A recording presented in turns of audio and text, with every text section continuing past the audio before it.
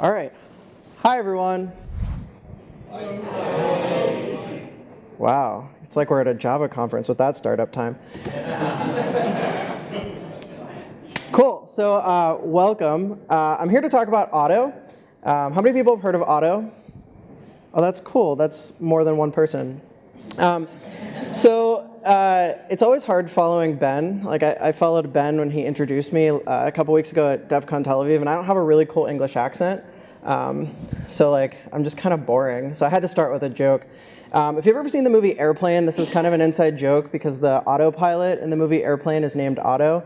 It actually has no correlation to why we named Otto, but it was a funny picture.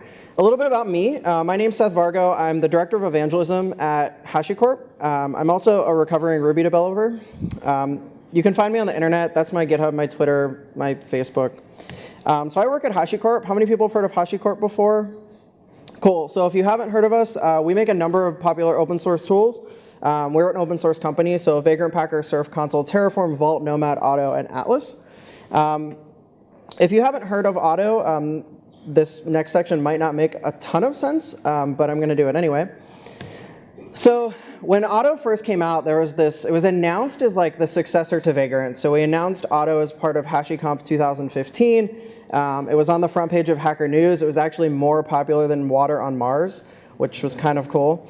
And a whole bunch of people were all up in arms. They're like, wait, but like I love Vagrant. I'm not going to change all my shit. Like I don't want to. And it's actually not the successor to Vagrant. And in fact, what Otto does is Otto wraps all of our open source tools in a predefined and codified workflow. So I'll give you like the brief 30-second overview of all these open source tools. So we have Vagrant, which is probably our most popular. It's a tool for managing virtual development environments, works with VMware, VirtualBox, Parallels. And then we have Packer, which is a tool for building automated machine images. Nomad is our application scheduler, like Kubernetes or Mesos. Terraform is our infrastructure provisioner, so it's infrastructure as code. Consul's our runtime service discovery and distributed key value store. Vault is our distributed secret store. And then what Otto is a prescribed workflow around all of those tools. So when you ask Otto to give you a development environment, what it's actually doing under the hood is making calls to Vagrant and having Vagrant bring up that development environment for you. The difference is, in Vagrant, you have to tell Vagrant, hey, I want like this version of Ruby installed, I want this user installed, I want this shared folder mounted at this path, I want Postgres installed, I want it available on this port. Otto makes all of those decisions for you. And for this reason, Otto is actually more than just a tool, it's a culture change. Because those same decisions that Otto makes for you in development, it also makes for you during the infrastructure provisioning phase and the deployment phase. So realistically, if you're familiar with Heroku, Heroku doesn't give you a ton of control over how you deploy your application. You just get pushed to Heroku, and they build you a dyno, and you can kind of pick how big it is, but they run it somewhere on their infrastructure. They pick the availability zones that it runs in on Amazon.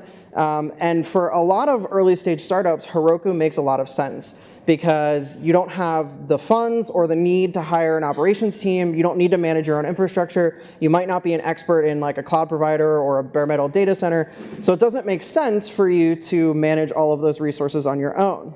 The problem is that when you reach a scale where your Heroku bill is $5,000 a month, it does make sense to hit that, to scale back and start managing that infrastructure on your own to cut those costs in half. And that transition has typically been very difficult. The way Otto works is because we're using all of those tools under the hood, it's very easy to take a step back and start tuning all of those knobs. So the analogy I like to use with Otto compared to like a different real world scenario is like an automobile. If you think about the average user for an automobile, their primary interface is the key in the ignition and the radio and climate controls. Now, an experienced auto mechanic, that's not their primary interface. Their primary interface is under the hood, right? They're in the engine, they're changing the windshield wiper fluid, changing the oil, like tuning the pistons. But that's an advanced user. But for the majority of users, they just want to like play hip hop and rap on their CD player, on their AM FM radio, and Otto's kind of satisfying that use case. So Otto's kind of broken down into 5 different components, but the 2 important ones are Otto Dev, which is going to set up your development environment, and then Otto Deploy, which is going to deploy your application. And we'll talk about the different phases to get from A to B. But first, I think it's important to take a step back and kind of understand why we built Otto. Developers really want to focus on building scalable and secure applications, but it's overwhelming and incredibly time-consuming to learn all of the tools and the rate at which they evolve in our industry. You have to develop locally, you have to provision infrastructure, you have to deploy, then you have to secure. Otto abstracts all of that away, but Otto's designed in a way that's not static. So just because you deploy today doesn't mean your deployment is going to change in the future. So Otto's actually codifying all of that knowledge, and as new technologies come out and become available, Otto builds in migrations to bring you up to the newest version of software, bring you up to the new and latest standards. So you don't have to keep up with all of the massively complex things that are changing in our industry. We rely on industry experts who own portions of Otto, like the pillars of Otto, to dictate what are the current best practices. You adopt them, and you don't have to fully understand them to gain those benefits. So the first component of Otto is automated development environments. This is a problem that we solved a long time ago with Vagrant. You can Vagrant up. We wanted that same development experience in Otto, a single command that you run out of the box, and it doesn't matter if you're a developer or a designer or an operations person, you get that same workflow every single time. And for Otto, that command is just Otto dev. So it's actually shorter than Vagrant up. The difference between Otto dev is Otto is, in a way, the simplest form of artificial intelligence that we can get in an infrastructure and development provisioning tool. Otto intelligently looks at your code base and, based off of a few key factors, makes decisions on what your development environment should look like, what your production environment should look like. So in this example here, Otto's detected that we have a Ruby app, but Otto can also detect if you have a Python app. And it does so via a number of key metrics in decision making, like, do you have a gem file? Well, that means you might have a Ruby app, but there are a number of things that play into that to determine whether you actually have a Ruby app, or maybe you just have like a middleman app, but you're not actually running Ruby. This allows developers to focus on application development. So my first job, I worked for a t-shirt company, but I worked on the tech side of the t-shirt company, and the first day I walked in the office, and they're like, here's your laptop, and here's this wiki page, and you need to install like this version of Ruby and this version of Ruby, and then there's this incantation of steps you have to run to get like ImageMagick to compile with this gem, and it was an absolute disaster, and it was never codified, and it was almost always wrong, and it wasted 2 days of time just setting up a laptop. And then if you messed it up, you kind of had to erase everything and start over again. Vagrant, we put that all in a VM. With Otto, we make that decision for you. So you don't have to think about all those dependencies. We solve all of the hard problems in a codified manner so that you don't have to worry about it again. That means that after you run Otto dev, and again, under the hood, Otto's going to bring up a Vagrant environment, you can SSH right into that Vagrant environment, and you're dropped immediately in the machine. That is already provisioned, that has the necessary version of Python or Ruby or Node.js or whatever already installed. And then one of the things that's a little bit more interesting is that Otto's audience right now is primarily focused on developers, but Otto does so much more than that. The deploy process is an interesting one. So if I were to Google, like right now, I did this a couple days ago, like how to deploy a Rails application. There's a couple articles, and the first one is from our friends over at DigitalOcean, and it's like a whole bunch of stuff like this. And one of the steps is like install passenger and like apt key add, and like you're installing GPG keys, and then you're like using Nano to edit this list file, and then adding like this custom deb repo, and like really we're just copying and pasting random code from the internet and putting it on a terminal or in a script. And that wasn't a best practice 15 years ago, so why are we still doing it today? Well, if you ask anybody who's like in the infrastructure space, what does a modern infrastructure look like? It looks something like this. You have like a private subnet and a public subnet, and behind your private subnet you have your actual applications, your microservices, your persistent state store, your web application or your CLI application, whatever it is.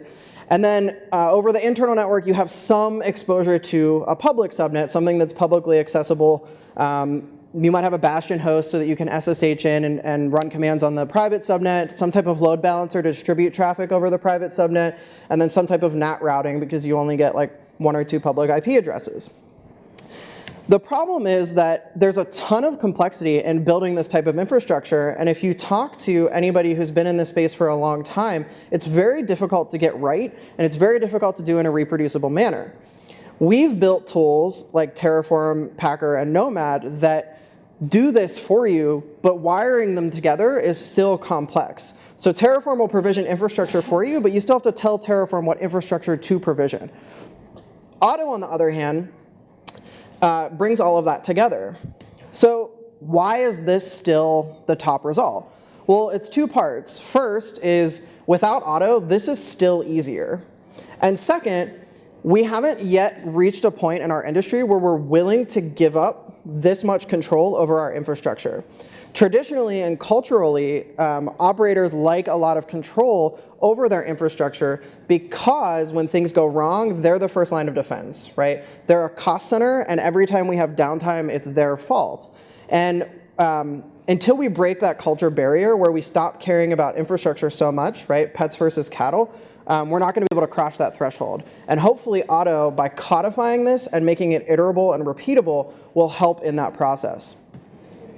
And then the last thing about Otto is microservices. So microservices are like the hot new topic. And if you're not familiar with microservices, it kind of looks like this. So you have your Rails app, your monolith on the left-hand side here.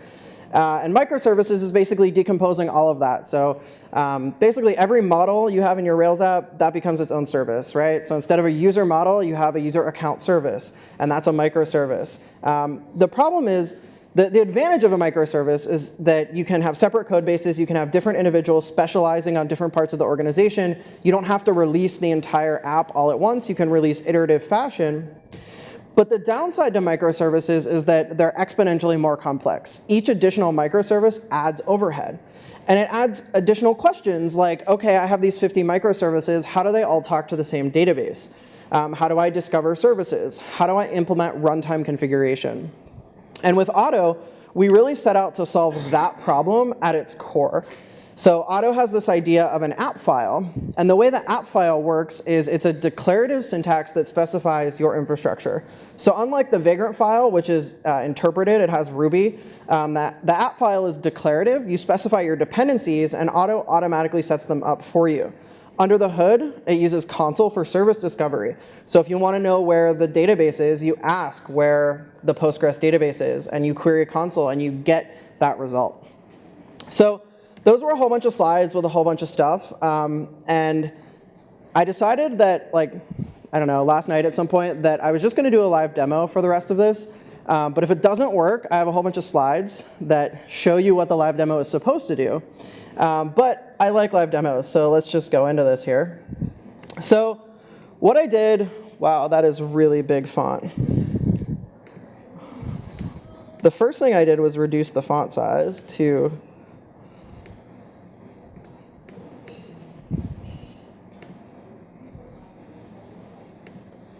all right, there we go. That's a little better. That's even better. Okay, so what I did beforehand was I brought up this development environment. So I ran autodev. I ran this because you've all seen the matrix and it's not very exciting for you to watch code go across the screen. You'll notice up at the top there, there's two things, verifying created layer. So this is something that we don't see in Vagrant. Under the hood, Otto uses layers, which are based on the virtualization layer. So in VirtualBox, these are snapshots, to build different components and then save them and cache them. So what that means is when we bring up our development environment, we're not always installing Ruby from source. We're not always installing console. Instead, we cache those layers, and then kind of like Docker layers work, we inject them into the VM. So you're getting that same Docker-like workflow with layers, but it's actually happening at the virtualization layer. So it says we're going to create the virtual development environment. And then if we scroll down here a little bit, you'll notice there's like a whole bunch of these shell provisioners happening. But if we take a look at this app, which we will in a second, I haven't defined any shell provisioners. In fact, I didn't even give Otto an app file. And then down here, it installs Docker, and it installs a Postgres container, and then it actually bundles our application for us. And this is a tiny Sinatra app. And then it gives us an IP address out at the end. So let's take a step back and actually look at what this application is. Now I'm going to embarrass myself and not know how to use Vim in front of people. So this is a tiny Sinatra app. So in the gem file, there is a pretty straightforward. So we have the PG gem because we're going to connect to Postgres. Shotgun because I don't want to have to restart the server every time I change something. Sinatra and then Sinatra active record because I heard one of the maintainers for active record was in the room. So, right. So pretty straightforward there. So what's interesting is that if you look at all these files, there's nothing in here that specifically tells Otto what to do. So what Otto did was it looked and it saw a gem file and it saw a number of extensions that ended in .rb or other known Ruby extensions, and it determined that we had a Ruby app. And at the time that I wrote the dev environment, it determined that the most recent version of Ruby was 2.2, which is not true anymore, but that was true when I did this.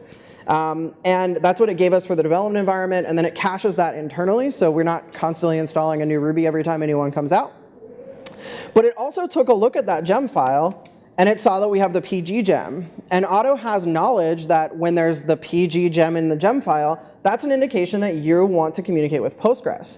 So that tells Otto that you want a local Postgres instance. And what Otto does for, in this case right now, is that it sets up a Docker container and pulls the Postgres image and sets everything up for you automatically. So you don't have to worry about installing Postgres or configuring Postgres or setting up the Postgres user. Otto does all of that for you just by adding the PG gem in your gem file. You don't have to tell it anything. If you add the MySQL gem, you can guess what it does. It pulls down a MySQL container. If you add the Redis gem, guess what it does? It pulls down the Redis gem, right? So you don't have to declare any of these dependencies. A lot of them are very implicit.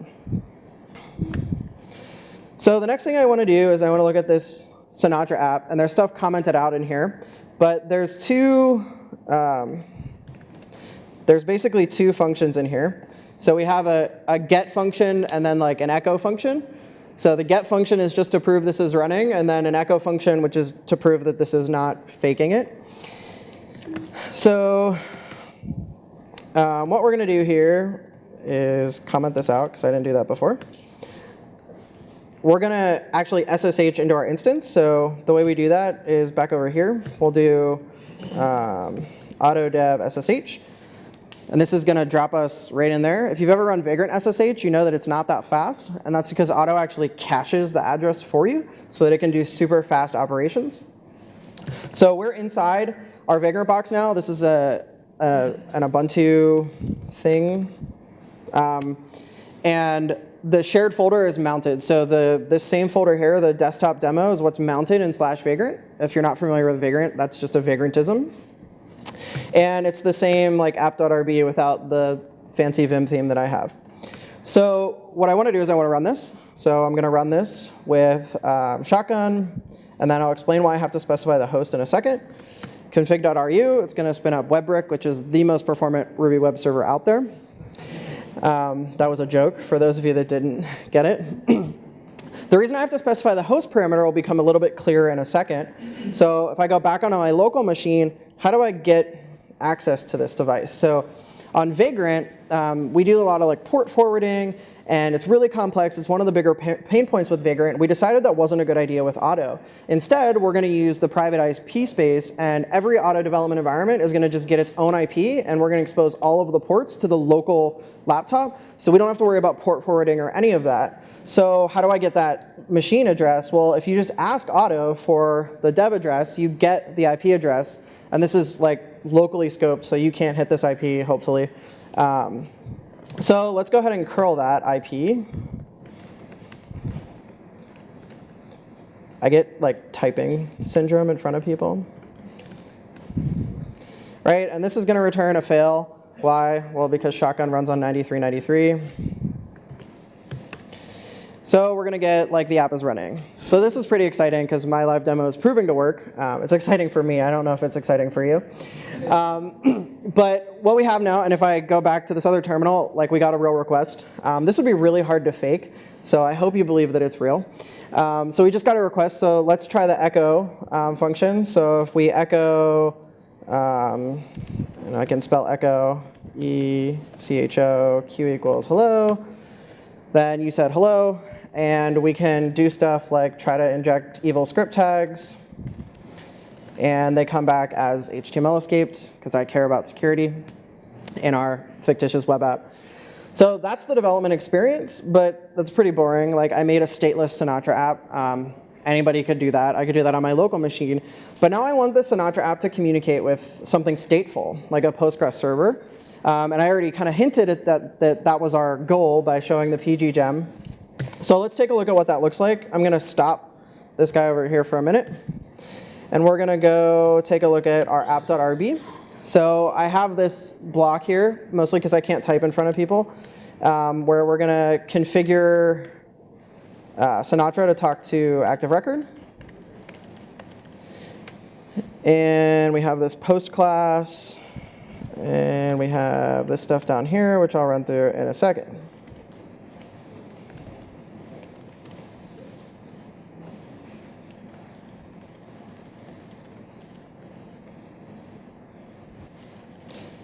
All right, so up at the top here, we are configuring this connection, but one of the questions you ask yourself is like, how do I connect to Postgres? So in a microservices architecture, your Postgres instance isn't necessarily running on the same device as you are, right? It's not the same VM. It might be using something like Amazon's RDS service. You might be connecting to some database provider as a service. You might be running just a different instance that has a distributed database cluster. So what Otto does is it sets up our distributed service discovery tool, which is also open source, under the hood. So the way you find the Postgres server is you just ask console for the Postgres server, and we can do that through the DNS interface, which is what you're seeing right here. So I'm not specifying an IP address, I'm not specifying localhost. All I'm doing is I'm asking for the Postgres server. And if we jump back over to our VM, I can nslookup postgresql.service.console. And you can see I get a response back. So what I actually did here was I queried the service discovery framework through the DNS interface that console exposes. So our application doesn't have to understand service discovery. It doesn't have to understand how to connect to Postgres. We just tell it, hey, Postgres is always going to live at postgres.service.console. If we had a distributed Postgres cluster and we were load balancing across all of those instances, console would automatically handle that for us. We don't have to change anything in our application. The rest of this is just kind of the database and the Postgres user are set up. I'm setting up an active record relation for a post. And then I have two new functions down here, one that lists all of the posts, and then one that allows me to create a post. So I have a script here that will set everything up for me. So Otto's not smart enough to know how to migrate a database for you yet. Oops.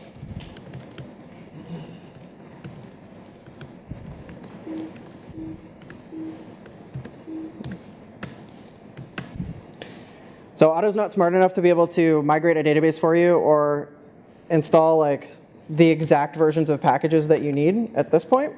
But I can show you the script real quick. What it does is pretty rudimentary. It installs the Postgres client, and then it sets up the database. So it creates the database, creates the role with the default login, and it gives the privileges to that user. This is not, you would have to do this anyway. So now that our database is set up, we can theoretically run this shotgun command again. And it worked, which means we probably connected to the database. So let's take a look and make sure our previous curl command still works. So the app is running again. That's great. Now let's take a look at all of the posts. Oh, we got an error. OK. So what we didn't do was actually migrate the database. So great. Now we can do this again. See, it's just like real Rails development. So we didn't migrate the database. Now that we migrated the database, the table actually exists. And you can see that we have no posts. We can create a post by doing this. And I think it's title equals hello.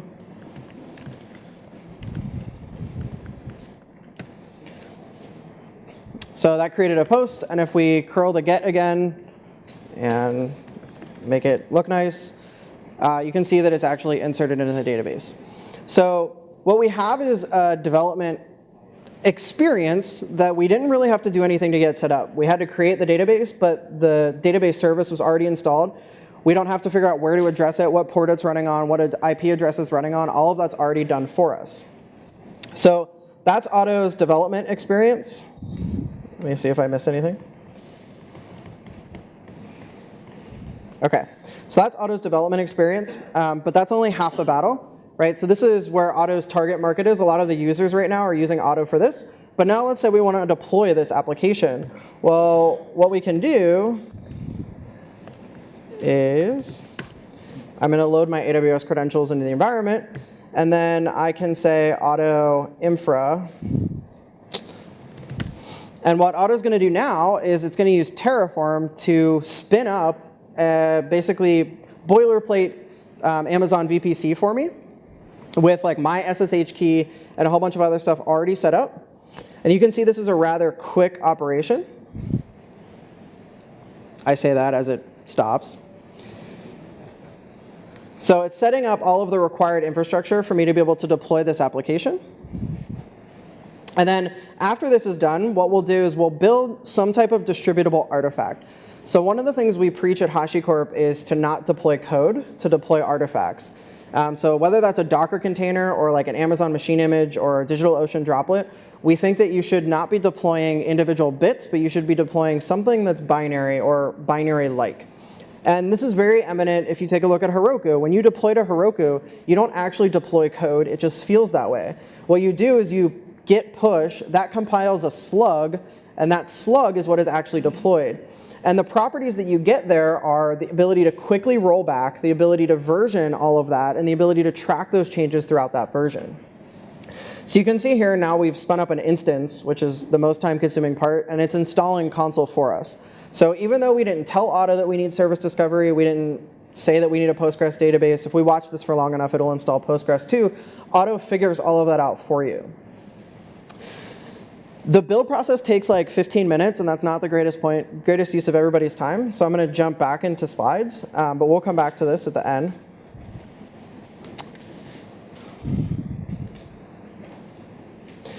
So the build process is done via the Otto build. And the first time you run Otto build, it's going to yell at you in my demo because Otto build is based off of VCS, so it's based off of version control. So you actually have to commit your files to source control in order for Otto to know what to build. So if you don't commit a file to source control, it doesn't become part of the artifact. So your source control becomes your single source of truth. After that, we can run Otto build again. And in this case, what Otto is going to do is it's going to create an Amazon machine image. We could have configured Otto to create a Docker image. We could have configured it to create a Google Compute image or a DigitalOcean droplet. But the out-of-the-box kind of default flavor is Amazon. Like I said, this process takes a long time. But in the end, it will output an AMI for us. And the output of that AMI is an AMI ID. We don't actually have to worry about that either, because Otto is going to cache that locally. If we ask Otto, like, hey, where is this application in the deployment process? It'll tell us. So it tells us that this is a Ruby application, that we're on simple AWS infrastructure, and that we have created our development environment. Our infrastructure boilerplate is ready, and the application is ready to be deployed, but we haven't deployed it yet. So what we did is we made our Amazon machine image, we made our Docker container, but we haven't executed Docker run yet. We haven't booted that Amazon AMI. So the last step is the actual deployment process. And deployment is really simple regardless of your strategy. Deployment is taking your actual application code and that compiled artifact and launching it. And the definition of launching varies by provider, right? So if it's a DigitalOcean droplet, it's going to launch it in DigitalOcean. If it's an Amazon machine image, it launches it in Amazon. If it's a Docker container, it's going to Docker run, or you might be using a scheduler like Kubernetes or Nomad or Mesos that is going to schedule it, and the scheduler is going to take over from there. Once that application is deployed, and the deployment itself is super fast. It's just booting up an instance in this case. What we'll get is we get back in, the output there is going to be like an EC2 URL. And we can do those same exact commands that I ran locally on the remote machine. The only difference is on the remote machine, we're inside of a VPC. We're going through a load balancer. So all of this is behind a private subnet with a single entry point. We got that best practices infrastructure, but didn't have to think about it.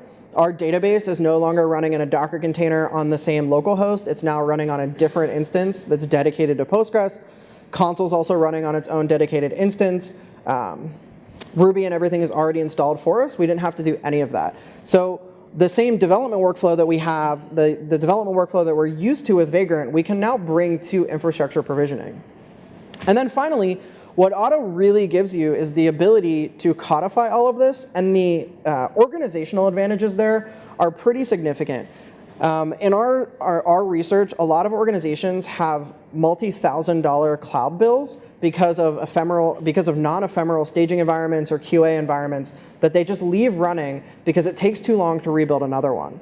With Otto, or just Terraform in general, it's super easy to create these ephemeral environments. If you want an environment to do some testing in, you just run auto infra and auto deploy, and you have an ephemeral environment because all of that is codified and it matches production and matches development. If you want a persistent staging environment, you run auto infra and auto deploy, and then you don't run destroy, you leave it there. But if you're done with it, you can tear it down and save a ton of money. So one of the last questions, or one of the questions I get a lot is like, my application isn't simple. I'm not running Sinatra and Postgres. I have 50 microservices, and this one has to boot before this one, and this one depends on this one, and it's a web of hell. And that's what the app file is really for. So the app file automatically detects everything, but sometimes you're smarter than computers, so you can tell it some of these dependencies. So here's the generated app file for our application that Otto actually uses under the hood. So it detected that we're using Postgres, so it pulls in the example Postgres dependency. If you have your own Postgres requirements, you can write your own app file that specifies how to install Postgres and what version and how to tweak it. And then you can put that URL in there instead as a dependency. You can specify the order that these dependencies are as well, and you basically build a giant resource graph. I know somebody was thinking it. Who was thinking it? How do I change the Ruby version? One person was thinking it. Yeah, well, here's how you change the Ruby version. So there are a number of things that we consider tunable, and we call those customizations, right? And one of them, for example, is the Ruby version, because some people still use the Ruby 1.8 HashRocket syntax, and maybe you're still running on Ruby 1.8, and you want Ruby 1.8 in there, or and you can do that. That's a customization. But out of the box, Otto's going to give you the latest and greatest shiny new toys. But if you're not able to use the shiny new toys, you can specify those customizations and use whatever version you're most familiar with. Once you edit or change or modify or create the app file, Otto needs to compile. And this isn't the same type of compile that you think about like application compile. What this actually does is Otto generates a whole bunch of files in the .auto directory that tell our other tools how to operate. So the auto compile step is going to generate a new Vagrant file with the necessary scripts. It's going to generate a new Terraform configuration. And that's what the compile step does. So what does that look like? If we take a look in the, if we take a look in this .auto directory, you'll notice there's a whole bunch of stuff in here. And in the compiled, there's all of these different phases. And like, here's the script that Otto uses to build Ruby. And you can see that it's pretty straightforward. I think it compiles Ruby from source. And here's the script. Where is it? Here's the script that Otto uses to install console, right? So under the hood, Otto generates all of this stuff. So you have a lot of visual insight into what's going on. Here's the Vagrant file, for example, that Otto uses to build these images. So when we ran Otto dev, Otto ran Vagrant under the hood, and it did so using an auto-generated Vagrant file that it built based off of the way it introspected our application. So there's a whole bunch of stuff on here with synced folders, and then a bunch of provisioners that Otto automatically built for us. So again, we don't have to know how to install Ruby, we don't have to know how to install Postgres, it just does all of that for us. That's what the compilation step is doing. So with that, that's Otto. That's like the brief 35-minute overview of Otto. My name is Seth. I have worked on all of these tools. So if you have questions about anything HashiCorp specific or Otto, I'm happy to answer them. That's it. That's all I got.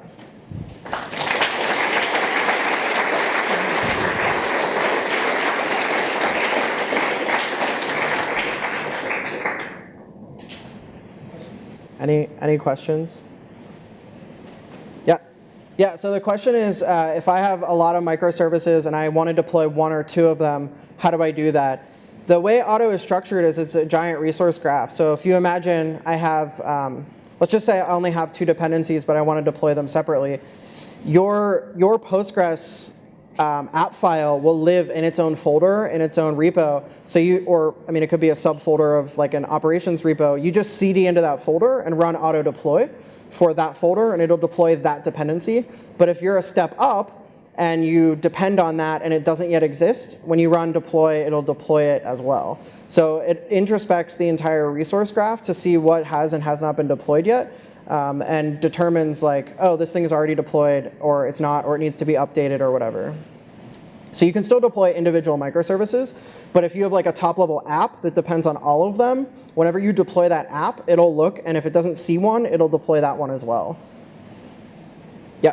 Yeah, so the question is, if you want bits and pieces of this, how do you just use the bits and pieces?